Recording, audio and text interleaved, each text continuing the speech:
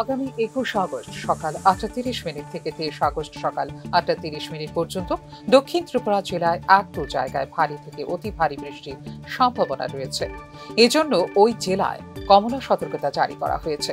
এছাড়াও ঊনকোটি ও উত্তর ত্রিপুরা বাদে রাজ্যের অন্যান্য প্রতিটি জেলায় এক-দু জায়গায় ভারী বৃষ্টির সম্ভাবনা থাকায় সেসব জেলার জন্য ঘোষণা করা হয়েছে হলুদ সতর্কতা।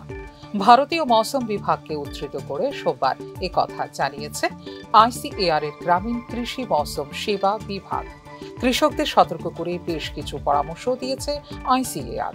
এক্ষেত্রে বন্যা প্রবণ এলাকায় বিশেষ নজর রাখার আহ্বানের পাশাপাশি ধানের জমির নালা পরিষ্কার রাখার দেওয়া হয়েছে নির্দেশ, যাতে অতিরিক্ত জল বেরিয়ে যেতে পারে দ্রুত।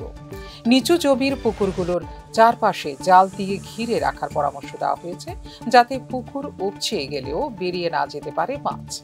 পরিপক্ক সবজি যত দ্রুত সম্ভব সংগ্রহ করে নেওয়ার পরামর্শ দিয়েছে আইসিএআর।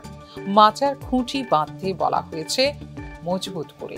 নিয়মিত আবহাওয়ার খবর জানতে কৃষকদের মৌসুম ও মেঘদূত অ্যাপ ব্যবহার করার আহ্বান জানিয়েছে আইসিএআর। একই সঙ্গে কৃষকদের আশপাশের গ্রামাঞ্চলে এই তথ্য পৌঁছে দেওয়ার অনুরোধও জানিয়েছেন আইসিএআর।